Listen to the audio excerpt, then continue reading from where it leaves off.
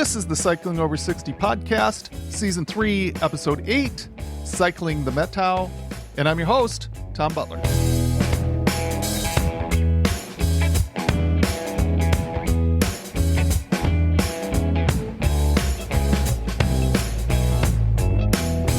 Before I get to this week's interview, here is a brief update on my fitness journey. One of the areas of focus for this season of the podcast is personalized medicine. And I feel like I've had my first personalized medicine consultation last week. 2 weeks ago, I shared my interpretation of some recent lab work. The consultation that I had done on the lab work, however, gave a different perspective. I shared that I felt good seeing my insulin response to the glucose tolerance test that I took. But the health consultant I am working with interpreted the results as showing that I have, in his view, advanced diabetes. I need to explain this a bit. This consultant looks at several measures of glucose management to evaluate diabetes. He then puts you in a category based on your worst outcome of testing. In my case, my worst outcome was how high my blood glucose went after 2 hours of ingesting 75 grams of glucose orally. He also factored in what happened with my insulin response before that 2-hour glucose level. Based on this data, he believes that I have lost significant function of the beta cells in my pancreas. To further explain his thinking, I'll talk a bit about A1C. My A1C was 6.4. That A1C would categorize me at the upper limit of prediabetes. However, I can mask a poorly functioning pancreas by exercising a lot and eating very low, simple, and refined carbohydrates, and that would bring my A1C down.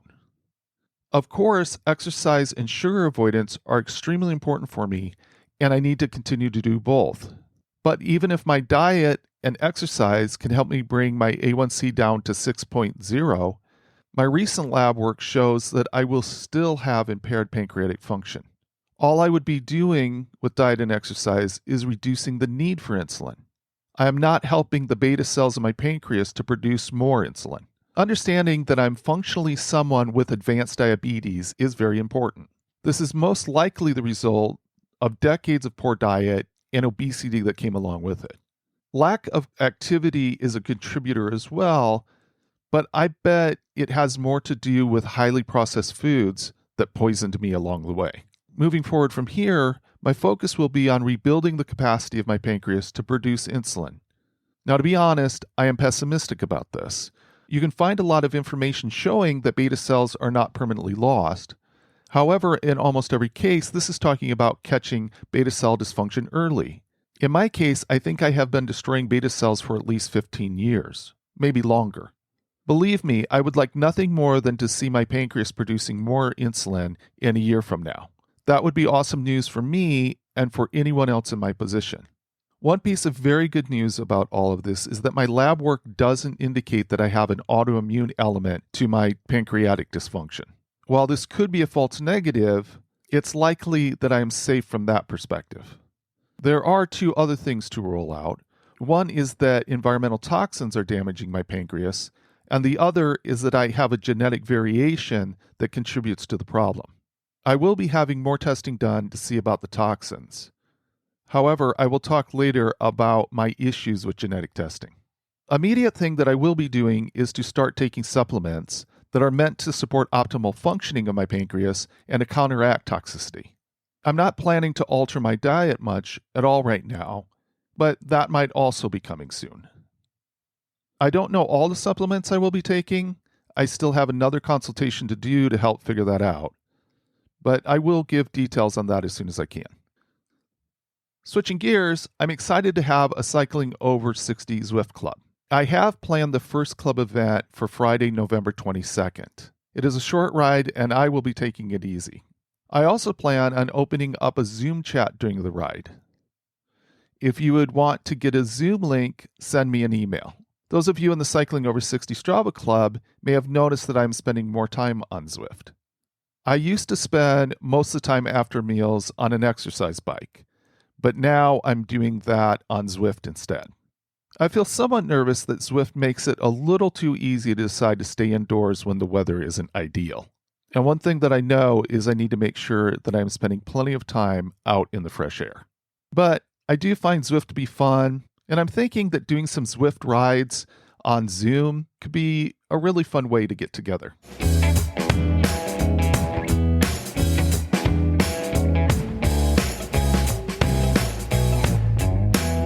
On my failed attempt to ride across Washington last season, I still had some really wonderful experiences.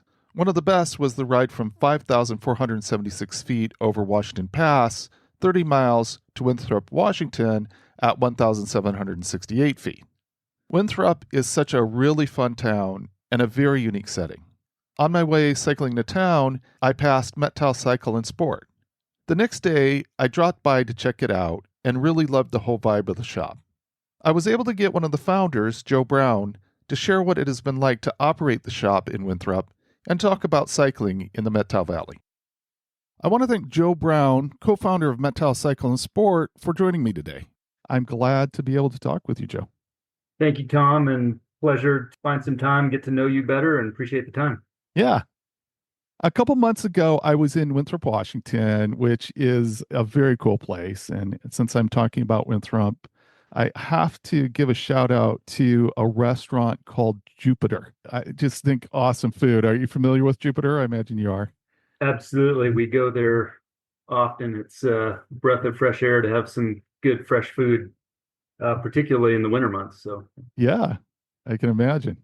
While I was in Winthrop, I biked past Methow Cycle and Sport. And later on, I just had to stop in because, of course, it's a bike shop and I have to go to basically every bike shop I see. And listeners can't see this, but I'm wearing an awesome lightweight hoodie that says Ride the Methow. And your shop is responsible for this hoodie. looking good. Thanks for wearing it. Appreciate Yeah, that.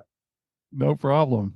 It's actually one of my favorite shirts. So a lot of people around here get to see Ride the Methow on me. I don't know if that's good advertisement or not, but I think in the big scheme of things, absolutely.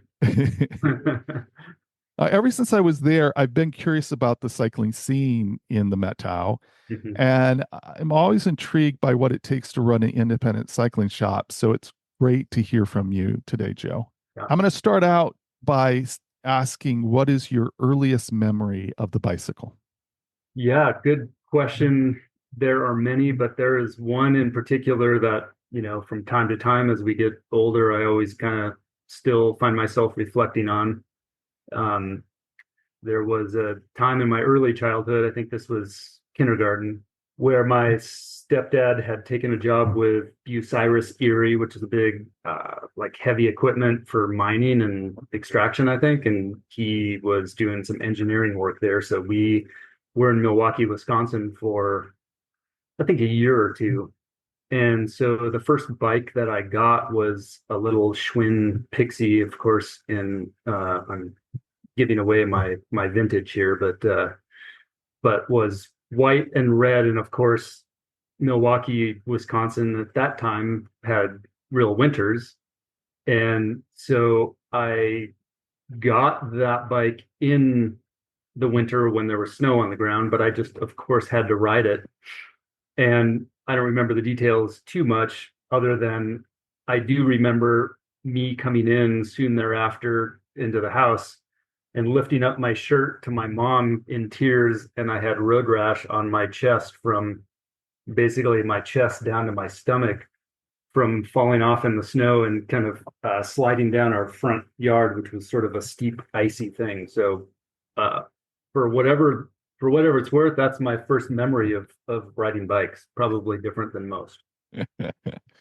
Well, again, I think there's the energy there with a bike. It's like you get a new bike, it's like, I got to get on this thing, regardless of what true today. Yes, yes. I understand that you used to race. Can you talk about that experience? Yeah, I didn't come from a super athletic family in the traditional sense, but had lots of friends who came from very recreational families. And so a good friend of mine and I, of course, I was liked bikes and started riding them early, but when I was 8 years old, started racing BMX. And so a friend of mine and his family were totally into it. And at that time in Western Washington, I can think of maybe 4 or 5 BMX tracks. So you could race every weekend for the better part of, spring and summer and fall. much different than it is today, of course.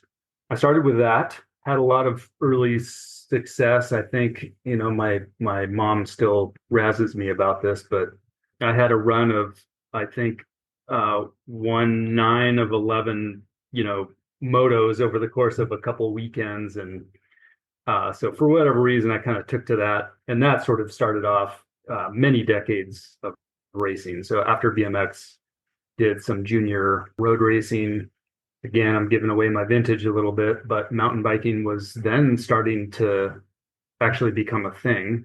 And so I was fortunate enough to kind of get into that discipline early. And, this was early 20s, I guess, at that time for me, age-wise, and started a local shop, kind of offered me a spot on their kind of grassroots team, and then started doing some regional races, then started doing some national races, met some success, and started realizing like, hey, even, at that time, local races, you could grab enough money from winnings to pay for trips and gas and food, and sort of, the young enterprising mind started started to work. And then I thought, maybe I should give this a go, and so started continuing with a lot of the national events where I could afford it, and got better support and some sponsorship, and eventually rode for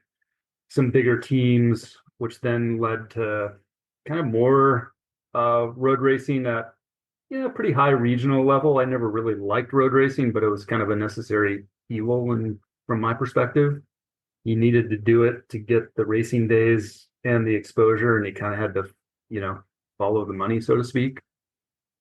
And then from there, cyclocross was kind of starting that big surge of popularity in North America. So we had, I don't know if you remember, but Super Cups and so on came to North America. So I tried to race all those, and, got to brush shoulders with European world champions that came over, and it was a really fun era. And, man, if I add up all those years, that took me into my, mid 30s, and then contending with, man, what does masters racing look like? Am I even interested in that, and whatnot? So I've kind of dabbled and kept my hands in it over time as a, somewhat older person now, and still love it. I just got back from doing the Trans Sierra Norte and outside of Oaxaca. So that's a 4-day blind enduro stage race. So that was, still like to get out there and do what I can. Yeah, it sounds like a challenge for sure. So it sounds like you're still interested in challenging yourself. So I think that's awesome. For better or for worse.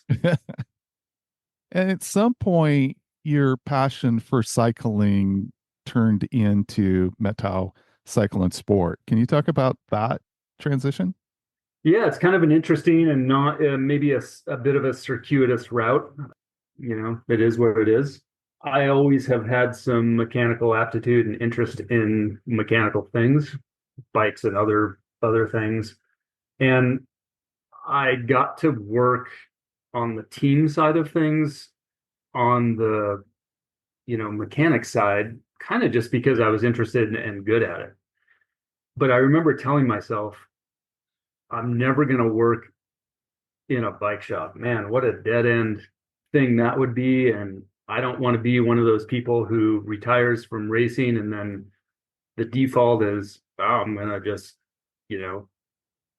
work in the back of the shop and piece together a living, which is somewhat humorous to even think about now. Yes. But interestingly, the connection to the Methow and entree to sort of potentially getting involved in shops kind of converged at that point, because at the time I was working for the University of Washington.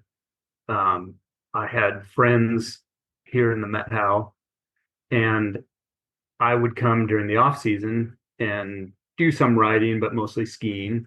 And I met some folks who own MethowNet, which is a local internet service provider, amongst other things. And I became friends with them, and they were like, really need someone to help us build out our wireless network to provide internet service for the valley. And I was like, kind of interested in that. Had some experience with network administration and whatnot, and so I took some vacation time, came over, worked with those guys for a couple of weeks, and I'm like, I think I want to make the move over here and escape the city and whatnot. So I literally dove in, left job with great benefits and whatnot. Nobody accused me of being smart, of course, but so found my way over here. And then I started realizing that, man, there's a need for, first of all, the writing's great, the terrain's great, the people are active and everything. There's a few small shops that were kind of partially doing bike stuff, but not full service in my estimation. And I remember thinking, man, there is a market for this that's not really being capitalized on. Maybe there's a possibility at some point. And a friend of mine had started a shop out of his garage as kind of a retirement hobby. And he kept asking me, can you help me with this? Can you help me with this? How do you do thus and so? How do you rebuild forks and shocks and whatnot, which I had experience doing. So I'll make a long story short, his mom ended up getting sick. He needed to leave the valley, and he's like, hey, you're better equipped to do this. Here's what I have. Do you want to take this on? And literally, it was a very, very small check out of savings. I basically wrote him a check and I was like, okay, let's just see how this goes. My work was kind of waning on the internet side. And so I just decided to check it out and see how it went. And kind of the rest is history. Ended up moving a couple different retail spaces over the years. And here we are 20 years later. For someone who's never been to Winthrop, how do you describe what Winthrop is like? Winthrop is a small town in rural north central Washington, located in the Methow Valley. Has a population of somewhere between 400 and 600 folks. But the interesting thing about it is it's this nexus of local people and a lot of multi-generational families. Also, there are some new folks have moved here over the years, but there's also a mix of people that have second homes here. So for people that live in Western Washington, whether that be Seattle or Bellingham or Tacoma, have a second home, escape the city, and have a cabin or an extra house here. So there's that. And then it's also a big tourist destination for whether it's climbing, riding, rafting, or just exploring other things recreationally. So it's an interesting mix of those people and those interests. It does have a Western look and feel to it. So, there's kind of classic boardwalk on the main road through town. Some of that does have traditional Western history. Some of it is made to sort of stereotypically display that, I guess you'd say, with facades and whatnot. So it does have a really unique, look and feel to it. But the thing that I just would stress is, man, there's so much behind all of that. It's a really dynamic place, more than it seems on paper. It seems obvious that there is an element of embracing tourism as part of the economy of Winthrop. That's fair to say, right? Absolutely. I mean, I say it all the time, which isn't, you have to be a little bit careful. We all kind of agree to disagree on lots of things here, like any small place, but our economy is a recreational economy, meaning dollars generally are coming from other places supporting what we can and can't do here. So we sort of live and die, by how many people come and visit, whether we like that or not. And you started the shop, I think, in 2006. 2005. Yeah. 2005. And so you've been out a while. I'm wondering how Methow Cycle and Sport, I don't know if that was the original name, or I'm just wondering the evolution of the shop since then. Yeah, well, very humble beginnings because you know, anyone that has started a business can probably appreciate this, but you kind of look at what's the potential here, what's the opportunity cost, who are the people, what's the market, what's the size of the market, and how do I understand that, right? And so I remember thinking about all those things and consulting with some small business administration consultants who I knew. And I remember thinking, this place is too small. There's no way that this is going to work. But at the same time, I'm sort of seeing how dynamic it is and money flowing through other businesses and the valley in general. And I was like, yeah, there's more to this. And that's when I really started to better understand there's a lot of money in people visiting. There's a lot of money that comes from people that have second homes. And so there's a lot, the market's bigger than what I realized on paper, right? So Julie, my business partner and partner in all senses of the word, and I really kind of just dug into it and we're like, okay, let's give this a go. For the first year or so, we operated out of our on our property, and then after that moved to Main Street in Winthrop on the boardwalk, which was I think maybe 1,000 or 1,100 square feet. Seemed big at the time, and now I cringe at those numbers. And it was largely, the two of us and some part-time help, right? And kind of just doing everything. And it was just an amazing evolution because friends that I had developed in the industry from racing, every time I asked for like, hey, I'd like to sell your bikes or I'd like to sell your products or I'm looking for thus and so, it just proved to me that that whole industry is based on relationships and friendships and that still exists to this day. So I owe a lot to those people that helped me in the early days because it really made adding and growing that business so much easier.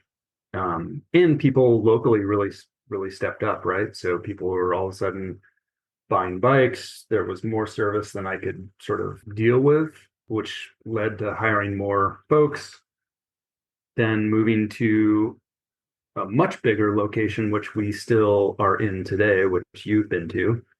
And, now I think, have a staff of between 10 and 12, and a lot of our staff we've had for more than 10 years. So it's been just a fun, much as I think I know, I really learn stuff every day, right? And I try to be pretty humble about how we do business and not assume things and pay attention. And it's been a really fun ride.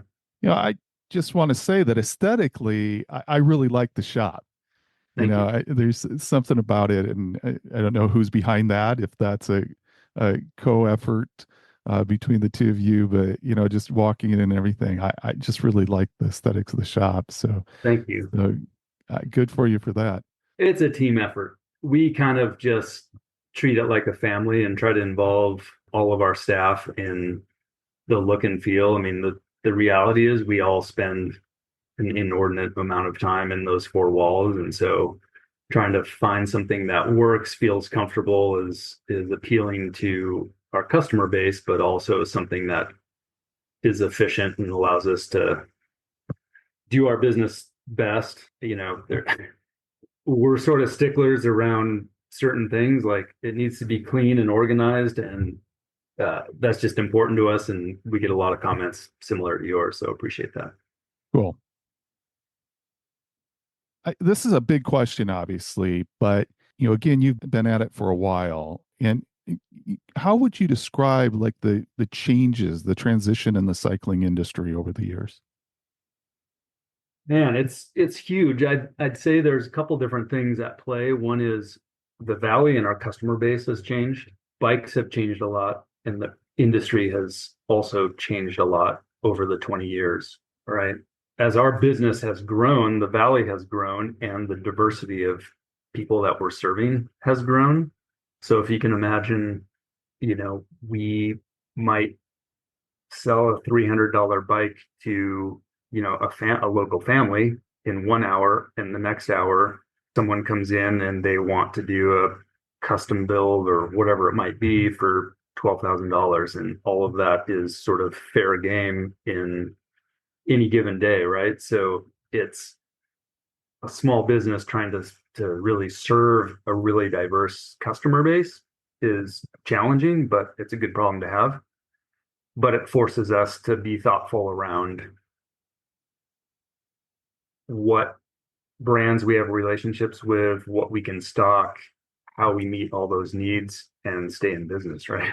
so, so fortunately, in my opinion, the bike industry has been, at least on one hand, pretty smart in realizing that, you know, the older active population has really been driving the industry. It's not the people just out of college, it's people that actually have, more resources and more time, right? And so the advent of endurance road bikes, which then led to gravel bikes, and then, of course, the diversity of and variety of mountain bikes has been huge as well, right? So going from old steel bikes that all had the same look and feel in the early 90s to now, you can have a trail bike with front and rear suspension. You can have a cross country oriented bike with front and rear suspension. You can have an e-bike. You can have all those things. So depending on what our customers are looking for, there are products that are stock that really fit all the budgets and different equipment requirements, which has been really fun to see, right? So there's less. I remember in the early days, like, yeah, I just, every time I ride my bike, it hurts. And I'm assuming that's the same for all bikes. And so I guess that's just how it's going to be. And it really was an opportunity for us to, like, you know, let's offer up fitting and really connecting people and bodies to bikes, because it was so much easier to do in the early days. It's like, well, you don't have the strength for that gearing, then that's going to define where you can ride your bike. Nowadays you can buy a bike off the shelf and have everything you need. I think that's been great and super helpful. And then on the other side is, think about how many brands there are. Think about how many choices you as a consumer have. And then think about all of the marketing and social media and other types of media that are basically telling you what you need. It's extremely hard for people to really navigate, what they might buy and what's important and what they need and how much they need to spend. So I think while that's a challenge, we've been somewhat successful at helping people navigate that marketplace, right? So, okay, let's take all that and let's distill that down into a good, better, best, given what you're asking for and what your budget is, and try to make this simple and get you riding and enjoying bikes, and let the hard decisions kind of be solved with conversations with customers, right? One of the things that I find interesting about myself, and I know that I'm not unusual about this, Yeah. is that I got back into cycling a couple of years ago after being away for quite some time, and bikes had really changed a lot. Yeah. And I can remember having a thought in my mind of having a bike. I want to have a bike. In my 20s, I wanted to have a bike. Yeah. And so now, to me, it's more like seeing the bike as a tool for getting out and enjoying the world. Mm-hmm. That doesn't mean that I have a bike. It means that there are different things that I want to enjoy. And so there's different tools that I Yep. want to have in my toolbox to enjoy. Yeah. So, I just got introduced to cyclocross. My son-in-law just started racing cyclocross. Awesome. And so I actually am going to train. I don't know that I'll actually do a race, but I'm actually going to do some free classes and stuff. But I have in my mind, can I take my endurance bike and use that as a cyclocross bike, or do I want a cyclocross bike? And I've I've done one bike packing trip, and I want to do more of Cool. that. And so, and it definitely, you know, uh, I've got a bike that I'm using that's like what was called a fitness bike. It's a Yep. Trek FX3. I don't know if you know that. I know And that well. Yep. and so I'm using that bike as my bike packing bike. But there's some things I would like to have different with that. So again, kind of I am not looking at having one bike anymore. And it Yeah, seems like that's something that innovation has really unlocked. Is that fair to say? absolutely. I mean, I use. I mean, I guess you could apply lots of different products as an analogy to sort of prove the point, but maybe we had a pair of skis that we used at one time, but now you look at maybe you want to do some backcountry, maybe you want to do some alpine days, maybe you want to do some skimo, maybe you want to do cross country skiing, either skate or classic. All of a sudden, there's seven packages of things that allow you to do things on skis. Do you need all those? Probably not. But point is, we have so many choices that really allow us to choose what we want to do, when we want to do it, where we want to do it. And bikes are no different, right? So while there are some opportunities to use certain bikes for multiple uses, you know, it's more normal, I would argue, to like, okay, well, what kind of bikes are we talking about? So I have my gravel bike for this, or my cross bike for doing cyclocross races. Maybe I'm using my gravel bike for bike packing or whatnot. So there's certainly room for using things for multiple things. But, you know, think about how many choices when you go to buy a new mobile phone. Like in one brand, you probably have six choices now. Do you want the regular one? Do you want the Pro? Do you want the Pro Max? What size do you want? How much memory? Like, okay, well, I just want a phone. And then it turns out we don't even really use our phones for making phone calls that often. We're doing all sorts of things with it. So I think we just live in a world that you can kind of have exactly what you want if you're willing to pay for it. And our job as retailers is to help sort of make the best choice for what you're after, right? The Methow Valley is a special setting as far as the environment is concerned, the topography or whatever. Mm-hmm. And can you talk about how that uniqueness drives or what you've learned about how to drive how to determine what you offer from that setting?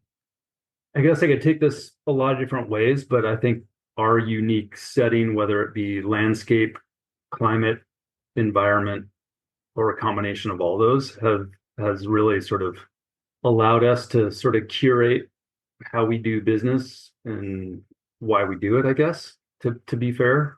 So for one, our landscape, and I guess I'll just kind of jump into mountain bikes just because it's a easy example. So we have a lot of elevation or a lot of relief. So the difference between valley bottom floor and the highest elevation you're going to encounter on a trail is roughly between 1,800 feet and 8,000 feet. But most of it's pretty low gradient stuff. And then we've already discussed, let's say most of our riders are between 40 and 60 years old. All of a sudden, there are certain bikes that are going to cater to people enjoying that kind of landscape, right? We don't have a lot of black, double black, really extreme terrain, but we have a lot of that intermediate, flowy, kind of open, higher trail speed environments for people to enjoy on mountain bikes. So then, as a bike shop owner, I'm kind of going, all right, well, this is our market, this is our terrain. We're going to carry these bikes because they basically do that the best, right? And then we might sort of have some bikes that have a lot more capability for people that are sort of on the more techie side of those, or on the other end, I just want to go fast on really smooth trails. I don't need a bike with a lot of travel and a lot of complexity. I just want something that's light and fast, and I'm scared to death of, you know, berms and jumps and whatnot. So that kind of defines that. And then I would say also gravel bikes, another good example. So we have hundreds and hundreds of miles of gravel roads and not that many miles of pavement, right? So all of a sudden, now we have a tool that allows people to get off the busy highways, feel safer, enjoy our environment, our terrain. And so that's been another kind of example of kind of how our setting has kind of flourished with certain categories of bikes and certain categories of people. I would be remiss if I didn't bring up the changing climate. You know, we've had a lot of fires over the 20 years. And so that's really changed not so much what people are doing and how they're doing it, but it certainly has affected when people visit and the environment that we live in, right? So when the pass closes because of a fire, or we have, you know, smoky periods during the summer, it's just not safe to be outside, right? And so that has very real impacts on what we can do. And I can tell you just time after time, people call up like, well, what's the smoke situation? I'm like, yeah, you don't want to be here. I don't want to be here. I don't want to go outside. So we're now seeing, and this kind of gets back to a little bit of the business side, we're seeing kind of two seasons, kind of pre-fire season and post-fire season, with a bit of a lull or plateau, you know, sometime in late July through August, just because people have learned it's like, I'm checking weather and I'm checking fire and I'm checking air quality. And that's going to determine whether I go visit the Methow or not. That's an interesting illustration of a business impact of climate change. Yeah. You know, I don't think most people would think about that, but yeah, the drier, less moisture in the mountains, you know, a couple passes away or Yeah. whatever can have an impact on the valley, on the businesses in the valley. Yeah. It's a real impact that has, you know, real economic implications without question. How would you rank the area there as far as off-road cycling is concerned? Would you say it's world class? Would you elevate it that high? I do. And I would add one caveat, and that is it hasn't always been that way. Mm. So enter in more folks visiting from more places, and then the realization if you're going to compete for visitors and tourism, then you have to have a product that is desirable. And anyone who lives in the Pacific Northwest and beyond, for that matter, has seen the growth of mountain biking. You know, go to any inner mountain west town, and those towns are full of bikes with bike racks and people wanting to explore the terrain on mountain bikes. And our terrain is no different. So what do we want to offer people, right? And when I first moved here, you know, a lot of the mountain biking was literally either off-season cross-country ski trails that weren't that exciting for me anyway, and just game trails that had seen a little work by locals to make those passable and whatnot.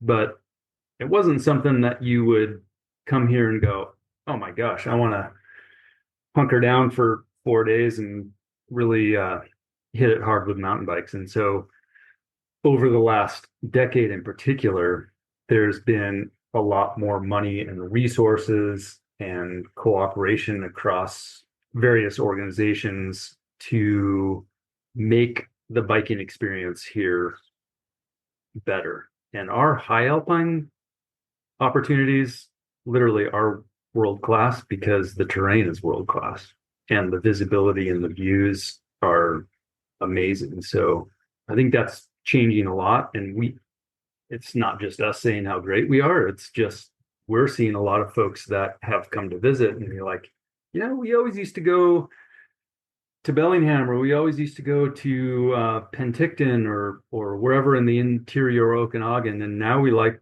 coming to ride here because there's so much more variety than there used to be, and families can come, and there's a little bit of something for everybody. So I hesitate to use the term world class because that means different things to different people. But we have really, really good riding, and it's become more and more recognized over the last decade. You look like at an event like on Bound, Mm-hmm. and those are things that can expose a lot of people to an Yeah. area. Do you think events are important for Winthrop to be recognized? I think events are important. I mean, one good example is the Ski to the Sun cross country ski race and relay that happens each winter. That started very humbly with really not enough people to really make it sustainable. And that has grown and grown and grown. And now there's over 1,000 folks. And I think that's how you have to grow things. Unbound in its early days was the same thing, right? So how do you grow it? Or the Birkebeiner in Wisconsin, same idea. It's a huge race, huge economic benefits. We have a unique challenge in that we don't have on any given day, how many beds do we actually have to fill to support a big event, right? And then if you are going to fly here, then where are you going to fly into? How are you going to get here? So not to make excuses, but there are very real limitations that I think have prevented really big top tier events from starting and staying here. But I think they're important for exposure. I think they're important for economic vitality and for us as a community to learn, right? I mean, people that do those races oftentimes do those races elsewhere, and there's a lot to learn about how to do it better and how to make it work and all the things you can imagine. Yeah, I think it would become an interesting event where there's like it's an adventure along with an event where Absolutely. maybe Yep. you're even camping someplace and maybe there's Yep. a big place to camp or something. So Yep. I could kind of go down that rabbit hole of like thinking about how to structure an event, but I won't do Well, that here.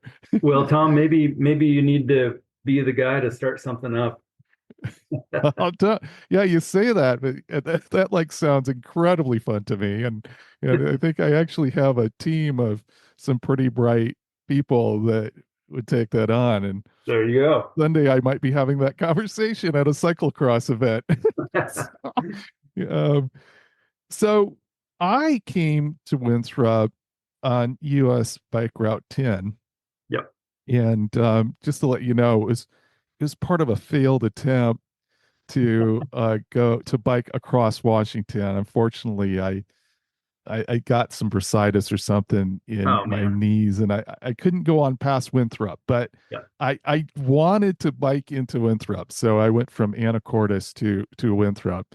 Good job. Yeah, and I also experienced that elevation change you're talking about from Washington Pass down into Winthrop which was one of the one of the memories I will keep for Oh yeah. sure.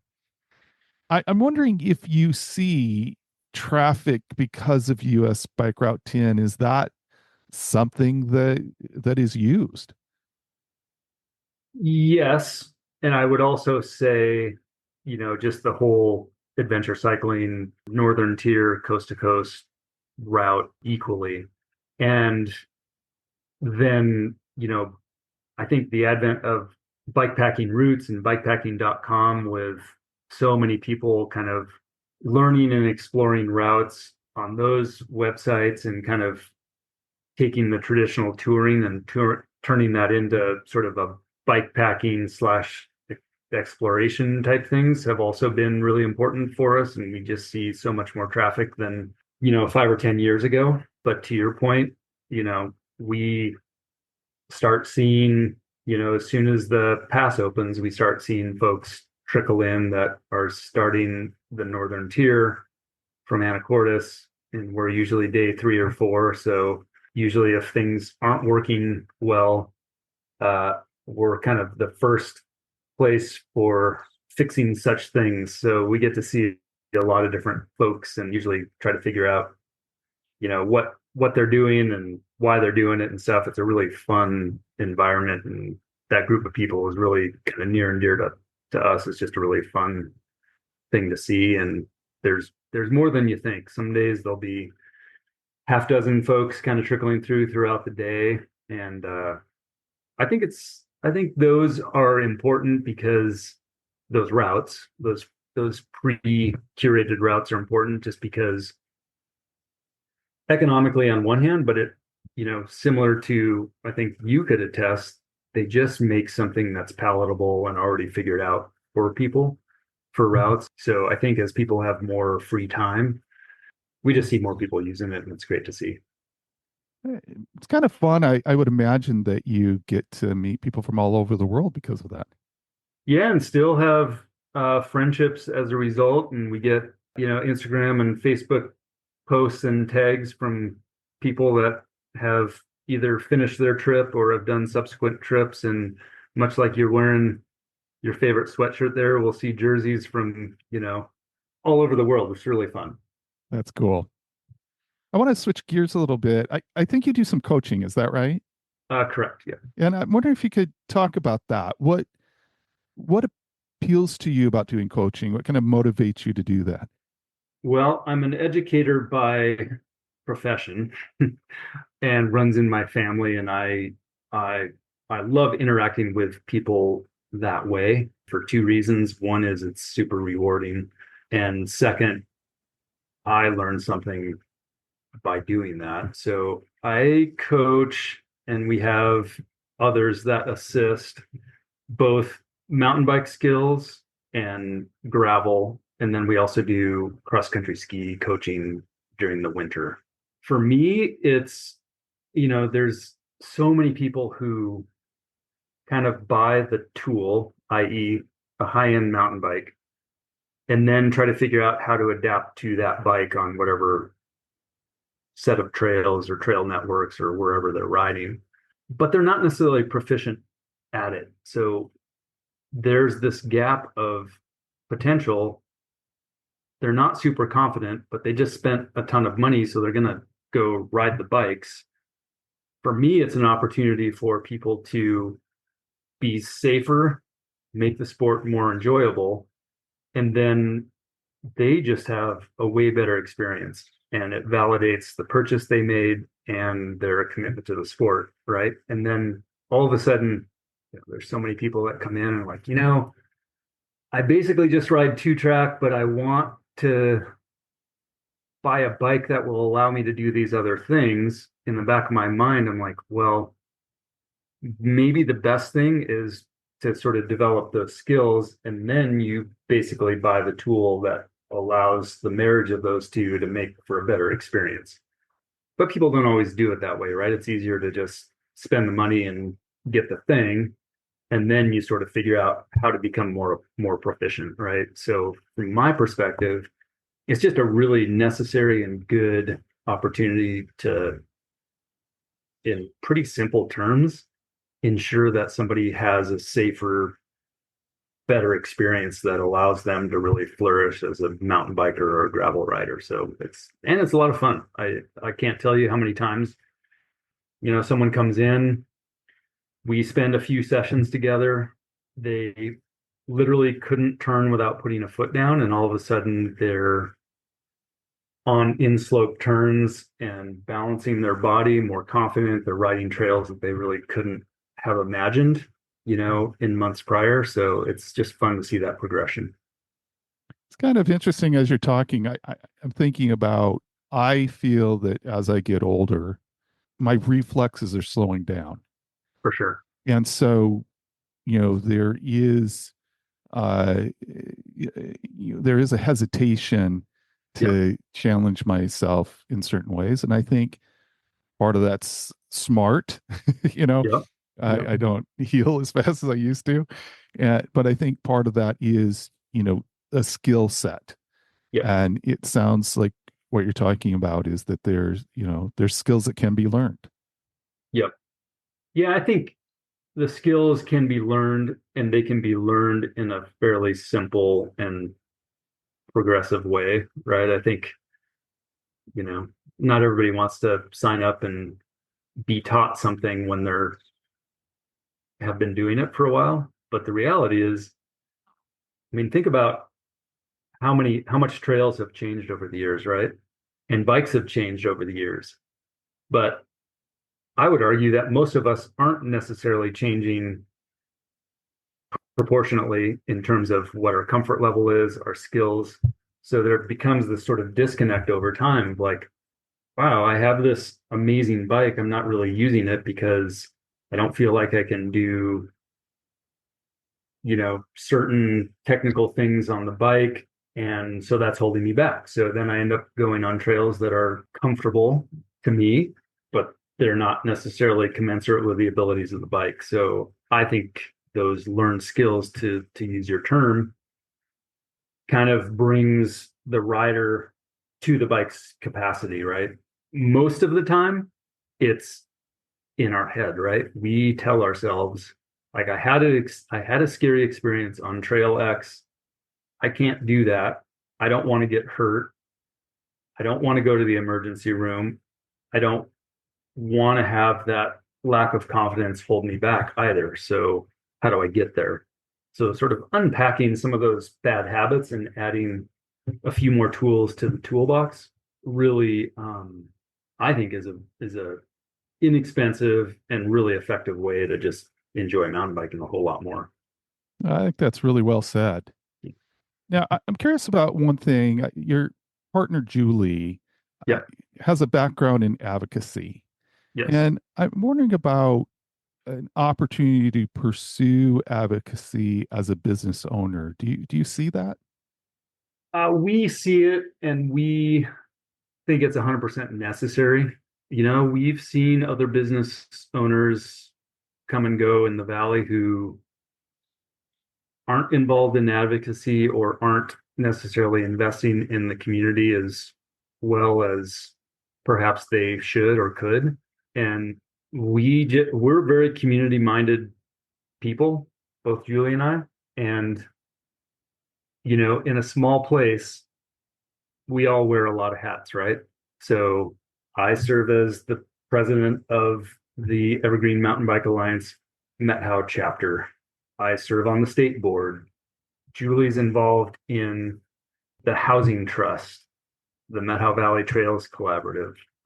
So we're all involved in things that help our community to be better, and all of us are involved on many levels in our community. And to me, it just seems like one goes with the other, right? So we're not doing it because we want our business to be more successful. That's maybe a side benefit, but it's really our duty as leaders in this place to make this environment and community as good as it can. I just think that's part of what we need to do to make sure that we have the best place to live. Love it. Absolutely love it. What are your thoughts about the future of cycling, either locally or across the U.S.? Do you feel good about it? Do you feel like there's some real challenges that could sink it? What's your thoughts? I'm pretty cautiously optimistic on that front, you know, and I'm kind of disconnecting the bicycle industry from bicycling and what that means as a recreational opportunity for people generally, because I think those are two separate things in a way. But think about how many people got on bikes during the pandemic. I don't even know what that number is, but it's big. And sure, maybe some of those people aren't using those bikes as much as they thought. But the reality is we have a lot of space. People are a little bit crunched for time, but people have time and people have bikes, and bikes are pretty darn accessible. They don't have to be an exclusive thing. And I just think there's so much opportunity out there for even if a small fraction of those people use their bikes and have a healthier lifestyle, or maybe some of those people are commuting and not using their car, or maybe some people are just enjoying mountain biking or gravel riding or bike packing, whatever their thing is, even if that's a small percentage, that is a big number of people. The other side is there is so much money that has been put into infrastructure, not just in Washington State, but I think nationally, right? Go to maybe this isn't the best example, but for what we're talking about, but go to Bentonville, Arkansas. Like everything that has any possibility of being a bike trail has been made into a bike trail. I'm not advocating for that's what we want in the world, but point is there has been a lot of money and resources put into infrastructure, right? So go to most small communities. One of the things that they have now usually is a pump track or a skate park, or there are things that involve bikes in lots of places. I'll use a local example that I think is awesome. Our local elementary, middle, and high school campus actually has a dedicated, almost 5 mile long single track trail network that was built for students and the public alike to enjoy, right? I mean, that's how school should be in my book, right? Like you can go out at lunch and take a lap on single track, or you can go afterwards, or teachers can, as a group, go ride laps before school or after school or whatnot. So integrating that into our normal lives and have those opportunities is great. And we're just seeing more and more of that. People want to have happy, healthy lives, right? And I just think the bikes will prevail over time. It's just such a great, efficient, fun environment with so much support that we're seeing moving forward. Well, I would vote for turning anything that can be turned into a bike trail personally. So, you know, Understood. do you have anything personally coming up as far as bike adventures and in the future? Man, good question. I just turned 56 years old, and I just finished a full season of doing a lot of adventuring, like a lot more than I have been doing. So, and I'm only bringing up what I did this year because it sort of defines what I'm doing moving forward. So, a lot of racing and a lot of hours this year, and right now I'm super enjoying just relaxing a little bit, doing some focusing on some business things and just riding for fun. So I don't really have anything planned too much. We here in the Methow during the winter, we do a lot of fat biking. So we groom about 40 miles of single track. So I always look forward to this time of year where I can put up my regular bikes and then get out the fat bikes and just really lean into that and enjoy it. It's just a ton of fun and something different. So that's going to be my plan at least through March. And between now and then, I'll kind of see what 2025 holds for adventures. Julie and I usually do a spring and a fall type 2 trip, meaning we try to do adventures and a vacation all jumbled up into one challenging thing that we call a vacation. Maybe not the best approach forever, but we still tend to do that. So we'll be planning for some fun adventure in the spring, I'm sure. Now, do you guys rent fat bikes? We do, yeah. Yeah. So that sounds like a pretty special place to have that experience, is to come and rent a fat bike and just experience it that way. Yeah, it's, on one hand, yep, it's a bike. You used the term earlier in our conversation. It's just a bike. but it's its own discipline, right? So having firm, grippy snow and a nice winding, fun trail, when it's cold and sunny out, it's a pretty special experience that not many people get to enjoy, on a daily basis for sure. Awesome. Well, I appreciate so much, Joe, you coming on, and I'm really glad I stopped in at Methow Cycling and Sport and reached out, and your willingness to be on here. This has been a fun conversation, and Absolutely. I was really curious, and I got just a lot of information. I know I could go on here, but I know you've got a shop to attend to there. So thanks so much for joining me. Well, thank you, Tom, and super pleasure. We kind of live our lives underneath our own little rock here, so it's nice to kind of come out and see the bigger world and participate in conversations, and it's just been a pleasure. Fantastic. Take care now. Okay, thank you, Tom.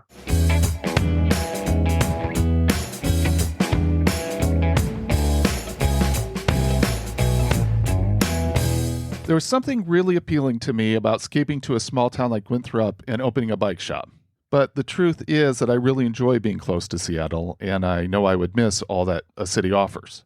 It would be an incredible thing to be able to start a world-class gravel and mountain bike event in Winthrop. While I doubt I will ever do this, it will be fun to talk to people about it and brainstorm how it could actually happen. If any of you know of a big cycling event that takes place somewhere that doesn't have a bunch of lodging, like in Winthrop, I would love to hear about it. No matter if you spend your bike time on the pavement or if you are someplace like Winthrop with 40 miles of off-road bike trails, I hope you are having awesome cycling experiences. And remember, age is just a gear change.